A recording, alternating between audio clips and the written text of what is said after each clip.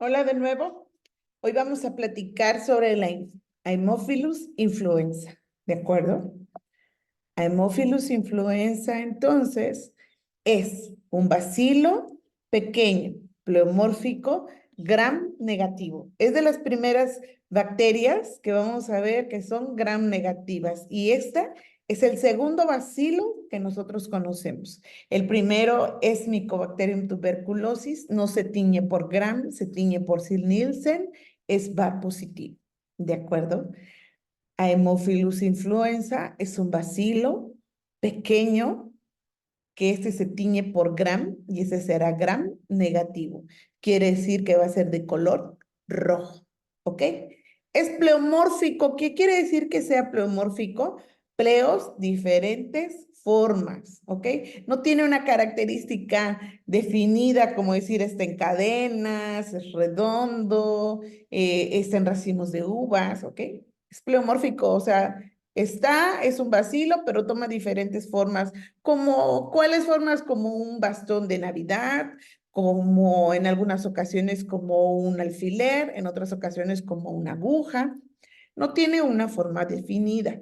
Es anaerobio facultativo y este necesita particularmente de 3 factores. Necesita del factor 5, del 10 y del 9. No es factor X, es factor 10, 5, 10 y el 9, ¿de acuerdo? Estos factores se van a encontrar en la sangre dentro de la cascada de coagulación. Entonces, estos, para que puedan ser gram negativos, de manera interna nos dicen a nosotros que sus péptidos glicanos en su pared celular van a ser delgados, ¿ok? Algunos de estos poseen cápsula y como ya sabemos, aquellos agentes causales que tienen cápsula generalmente van a ser los virulentos, ¿de acuerdo? Entonces, aquí tenemos algunas cepas con cápsula y otros con cepas sin cápsula, ¿ok? ¿Qué carbohidratos necesita? Este ocupa ribosa, ribitol y fosfato. Recuerda el grupo fosfato que participa en los ciclos metabólicos. A este trío de ribosa, ribitol y fosfato le vamos a llamar más adelante PRP, ¿de acuerdo? Existen varios serotipos de la A a la F en las que fueron agrupados por sus diferentes características. Más adelante vamos a ver que ellos tienen una variación de fase y vamos a explicar qué cosa es la variación de fase, ¿ok? Estos también contienen pilis y a su vez adecinas. Tienen lipopolisacáridos y tiene una IgA proteasa. Estos 3 últimos, las pilis, los lipopolisacáridos y la IgA proteasa, van a ser entonces sus factores de virulencia. Algunos aspectos importantes de Haemophilus influenza. Tenemos, como ya dijimos, algunos capsulares y algunos no capsulares. Los no capsulares van a formar parte de la biota del aparato respiratorio en niños y adultos. Es normal que nosotros lo tengamos, que lo encontremos, somos un reservorio natural, pero son no capsulares. Y si son no capsulares, quiere decir que no son virulentos, ¿de acuerdo? No que no sean patógenos, simplemente no son virulentos. ¿Ok? Factores predisponentes para que esto se pueda sentar entonces la enfermedad. Algunas enfermedades virales recurrentes, ¿no? Estos niños que generalmente repiten y repiten alguna infección respiratoria viral constantemente y el tabaquismo. Maestra, ¿cómo pudiera ser que tengamos un niño con tabaquismo? Claro, sí, sí puede existir, ¿ok? Mi papá es fumador y fuma en casa y yo lo respiro, que estoy al lado de él, convivo con él, como con él, entonces también mis pulmones se empiezan a contaminar, ¿ok? Estos factores predisponentes entonces favorecen a que aparte de las infecciones o las enfermedades virales recurrentes que tienen los niños o algunos adultos, favorecen a las infecciones como la otitis media, sinusitis y bronquitis, algunas veces bronconeumonía. ¿Recuerdas otitis media y sinusitis y bronquitis? ¿Quiénes más pueden causarnos eso? Recuerda estafilococo dorado, recuerda streptopiógenes, recuerda a otras que hemos visto ya, ¿ok? No las olvides. Entonces hablemos de las que son capsulares. Las capsulares tienen una variación de fase. ¿Qué es la variación de fase, maestra? La variación de fase hace referencia o nos quiere decir a los cambios de genes de su estructura.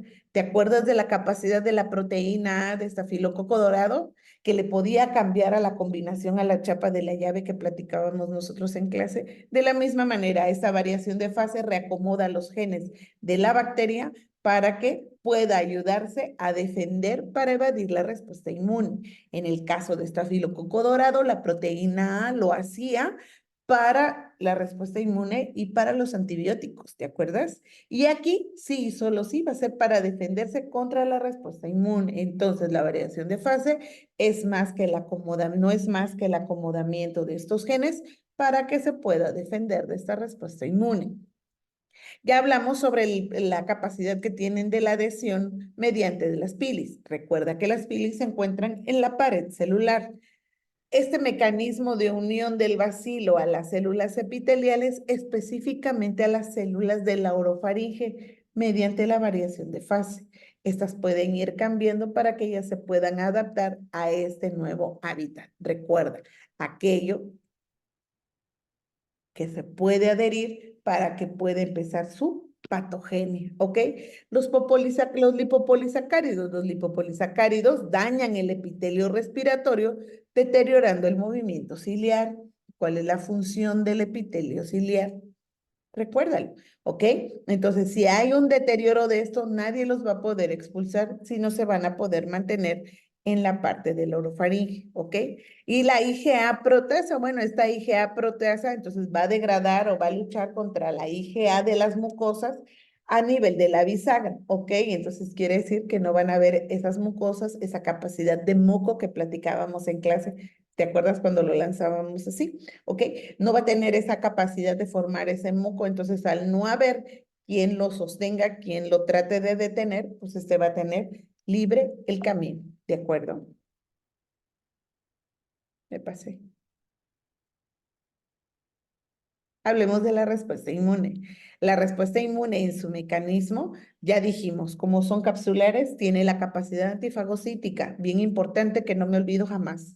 ¿Ok? La respuesta inflamatoria es la principal respuesta del sistema inmune. No hay otra respuesta, la inflamación. Recuerda quiénes son los factores que llegan ante la respuesta inmune. Interleucina 1, 6 y factor tumoral.